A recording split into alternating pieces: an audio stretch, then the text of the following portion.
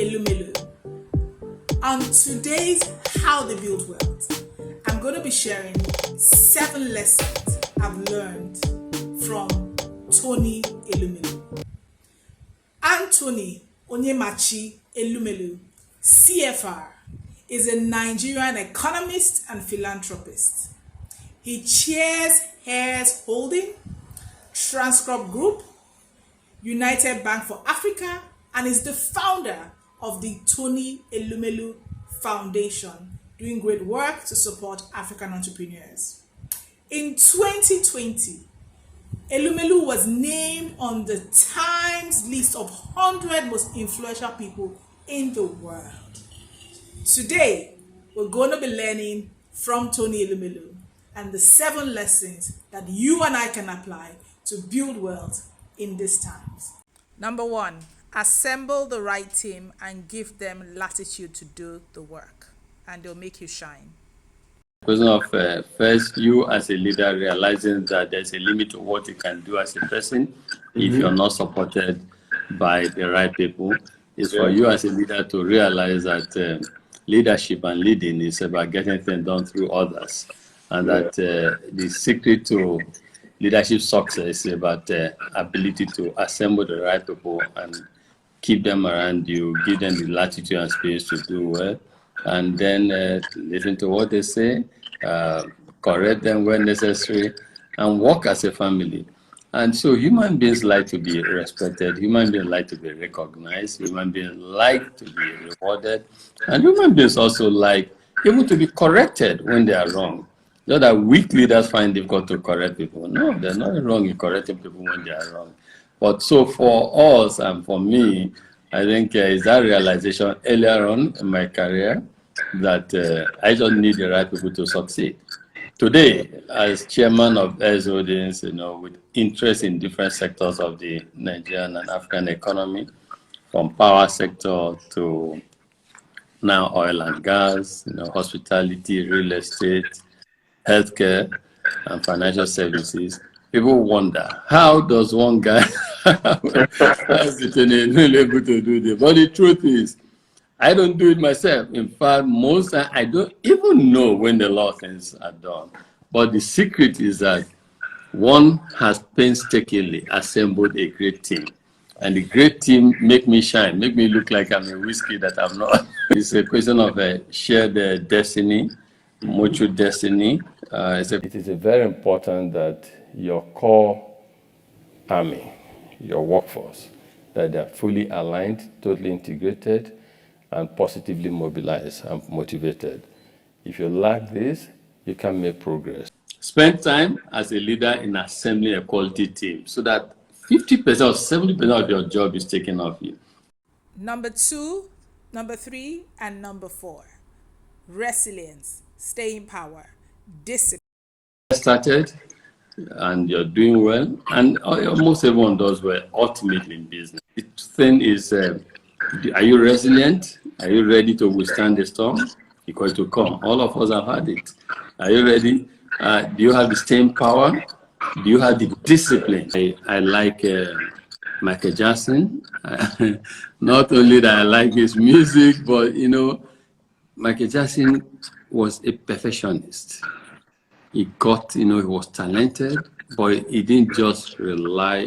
In fact, to me, people say he was talented. Some thought he was born that way, but I think he worked hard for it. He worked hard, and if you saw his movie, his films, you saw his level of preparation before an outing.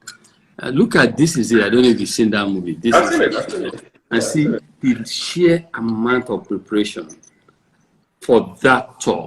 And if you succeed, if you lived for that tour, now of course I had bought the ticket before he passed, they refunded the money later. If he lived to perform that on that global tour he was preparing, people would have said, oh my God, wonderful guy, so talented. But look at how he was practicing twice every day, hours every day for that world tour. And so, that again teaches you about hard work. No 2 ways to success. You have to invest time, make sacrifices, stay focused and disciplined, and work hard, and you see the outcome. learned from her about hard work. She was extremely, extremely hardworking at the time. To date, she just turned 94 and she's still very hardworking. She was disciplined. And I've come to realize that this journey of entrepreneurship, discipline, in fact, not just entrepreneurship, everything in life, discipline is critical for success. She was extremely tenacious. And I've come to see, and I preach it too, that the journey of entrepreneurship is not a linear journey. It's up and down. But if you're tenacious, if you're resilient, you cross the finishing line. As you can say, three things: hard work, discipline, sacrifice. These three things, they go a long way. Once you're disciplined, once you are ready to make the requisite sacrifices, and once you're hardworking, success will come your way. It's almost inevitable. Of course, God is always a given. It's a factor, it's given. That's a factor. So all entrepreneurs almost always succeed. The issue is as you said before, in line with what I say, is up and down. But if you're tenacious, if you're committed, resilient, hardworking, ready to make sacrifices, and stay disciplined and focused, success will come. Number 5, balance. I think work-life balance, as they call it now, is extremely important. For me, we just know that, as I say, I didn't author this. Is from, I think, this saying from Gene Collins. Gene Collins in the Good to Great book. He wrote about the genius of ants and the tyranny of all. So life is about the genius of ants, making sure that work does not suffer, and at the same time, your well-being as an individual, as a family man, as a member of society, does not suffer. So it's balancing all of this. Your well-being, your health, your mental state, making sure you're good. If you're not fit, if you're not healthy, if you're not mentally balanced, you can't be productive to society. You can't be productive to mankind. You can't do anything. So that is important. Family, bringing it all together. Every compartment has to work and has to be comfortable and happy. Because those are things that even make you more productive. And if there's harmony across board, and then the work has to. So I know when to power down. I know when to be very. I kind of know my system, my body, and when you work too hard. When you take it easy. When you need to exercise. When you need to, like, after this meeting, I've had a very busy day. If someone now say, I want to talk to you, I want me to say, let this brain calm down, because it's been stressed since morning. So yes, I think that balance is good in life, in everything we do. That balance is always very, very, very good. One should not suffer one definite other. The key thing is good to have your time. It's good to also have time for your job and everything. They all must go together, and that's what I preach. I support it. I think people should live a balanced life. Like at times on Saturday, you might see some Saturdays when I might just decide to sleep and wake up 5 p.m. from the night before. Just find your balance. What gives you comfort? What distresses you and makes you at peace with yourself and soul. Number 6, have a strategic plan for growth and expansion. So we felt, looking at the African landscape, that we had opportunities. We thought Nigeria remains the largest economy in Africa, and we thought that the level of banking or service support was very high, and that we should leverage this and spread across the continent. And we had to decide which country should we go to, how do we decide the country, macroeconomic stability, policies, etc. foreign exchange policies, ease of doing business in countries, taxation policies in countries, and the demography of countries, because we were would like to support small and medium-scale enterprises. That is the bedrock of United Bank for Africa. And so based on that, we came up with 30 countries that met the internal criteria we set up. We called it the UBA. We developed what we called the UBA Red Book, how we wanted to expand Africa, issues to consider, etc. But in all of those issues, the ease of doing business in countries was very critical. The population was also important. The GDP of countries, income per capita was important. Ease of finding the right human capital to work with, because again, it's a people business. So that was very important to us. And we came up with all of this. We now tiered it. We have we developed what we call the 3-tier strategic intent.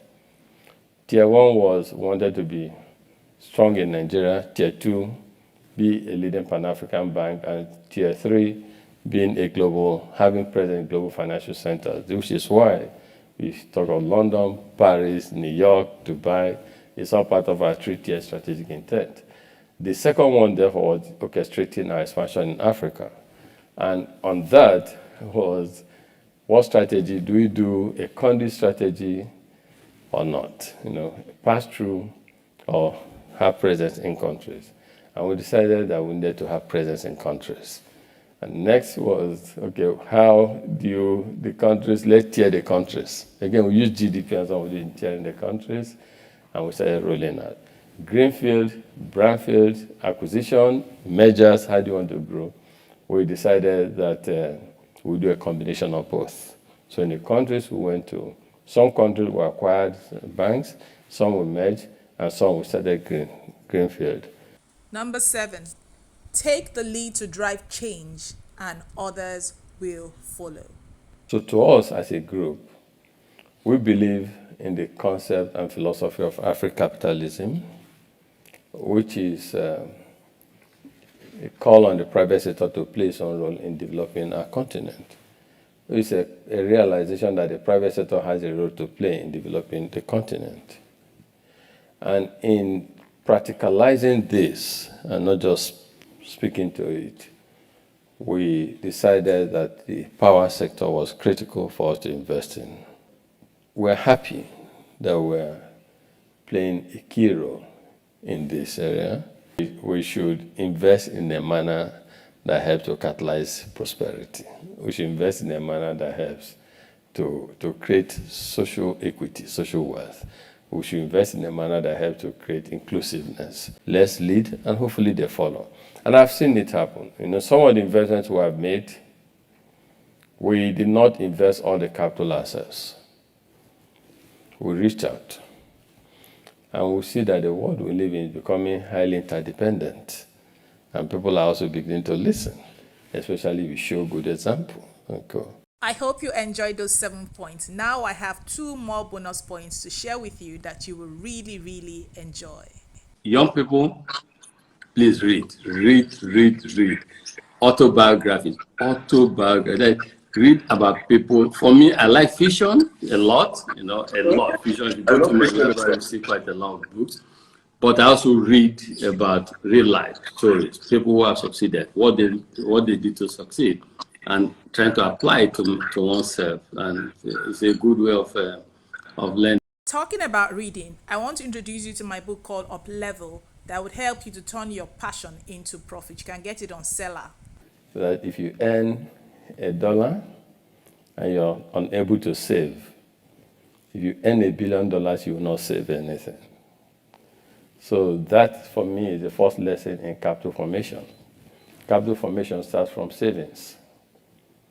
If you do not save, you don't have money to invest. If you don't invest, you remain where you are. Young Africans must be bold, and not be as timid as our forefathers were. We must be bold. That is what we live in.